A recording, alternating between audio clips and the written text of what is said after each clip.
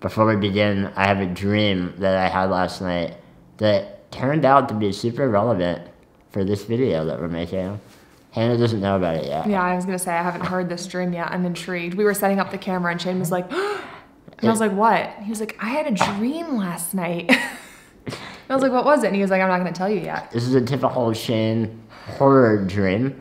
I dreamed that Hannah gave birth to 3 babies, one after another, in a hotel, being performed by this like random person that was like, I can help out. What?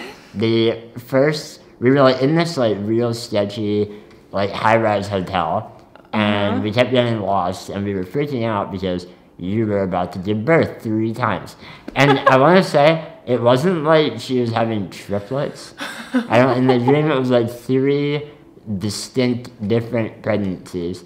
But Makes sense. they all happened all at once. Anyway, the first one, as you began giving birth, you told me that I had to leave the room. Oh, and that's so I nice. sat out in the hallway of the hotel and listened to you giving birth, which was like obviously scary and loud and terrifying. Why did I make you leave? No idea. You were just like, I don't know if it was like you or like the doctor, like the fake doctor or whatever, but I was kicked out of the room. Oh my God. Second one, like it happened right after. You were like, I'm not doing that again. I want a C-section. This is very specific. For that one, I was in the room, but you were like surrounded by like medical sheets and stuff. So Eyelash. I didn't see the surgery, but you had the second baby that way. Did you see the babies? Not the first 2. But the third one, you were like, okay, for this one, I don't want to be put under again, so I'll go back to a like non-C-section. Natural birth or natural, something? whatever. No, that would be, I don't know. There we go. We're gonna get flagged for that. Let's block that when we edit. Anyway, for that one, the third one, you were like, I want Shane to be right by me this time. Okay. So you like gripped my arm with all of your strength, and you were like screaming, and it was everything that you imagine of like a stressful birth. And then the doctor, the person, lifted up the baby fresh out and handed it directly to me. And I was like, like happy feelings. Were you happy? I was happy. Aww. Yeah. And then I woke up, but I only ever saw that one. I don't know what happened to the other 2. Anyway, that was my dream. Weirdest dream ever. That is so weird. Wow. I don't know. I have babies on the mind. Apparently you do. Thank you to Raycon for sponsoring this video.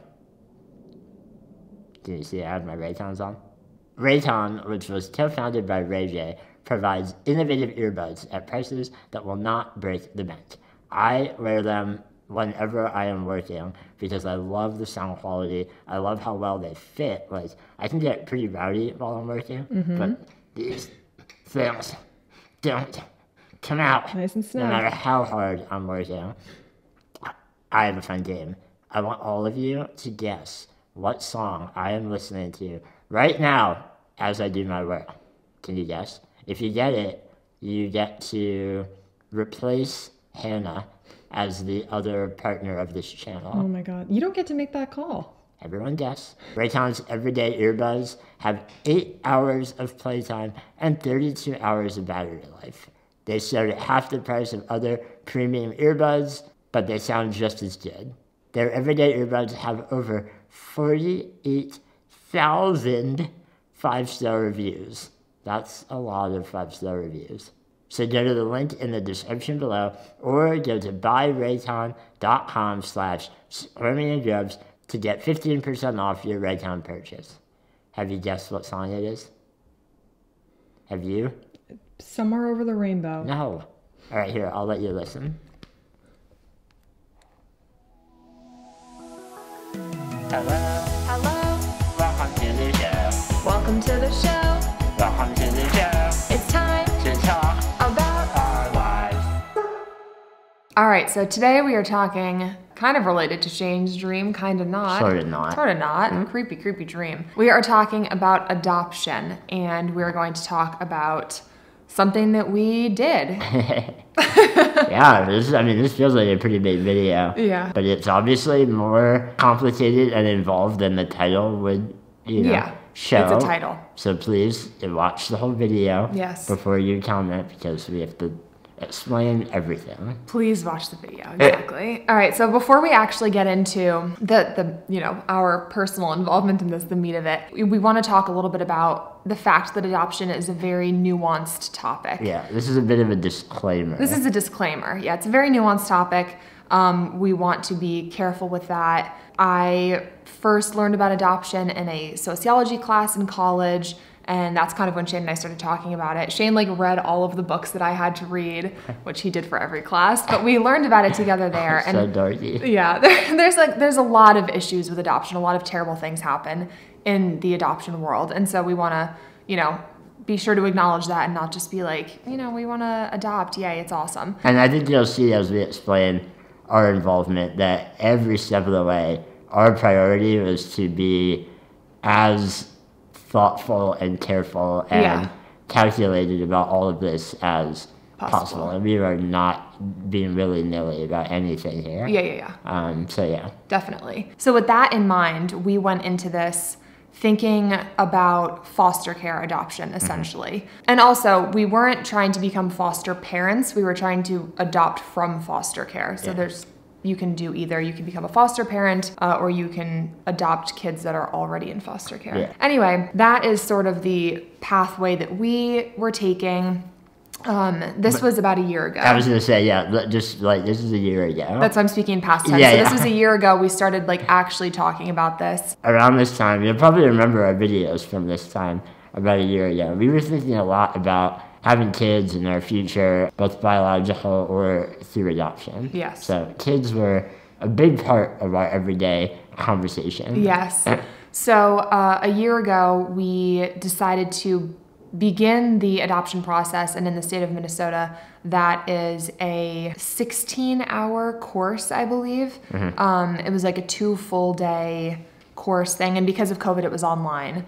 So that was the first thing that we did. We learned a lot through that, and the next step was to meet or pick an adoption agency and meet with them. So there were, obviously there's a lot of options in Minnesota. This course gave 5 options of places that they recommended, the 5 main ones, I guess. And some of those were for private adoption, international adoption. They were just various ones. And so we picked one that did foster care adoption. We did the course, then we met with this adoption agency. And we had a meeting with them. We talked for a really long time about our lives and it was a big interview. It was basically an interview for them to be do we like you, and do we feel comfortable with them? Going both ways. So we did that. We asked a lot of questions, and from that interview, the next step was to think very seriously about it, and then it would be the home study. That was their direction. Yeah. They were all right, now what we tell every couple is take 2 weeks and think about it. Yeah, just take some time and think about it. Yeah. And then the next step would be the home study, and that is a very long and very involved process. And because we live with my parents, they would also be involved in it. So we're that was a very large undertaking. After that meeting, that was early last summer. Right after that, Shane got the Ordinary Joe consulting job. Yes.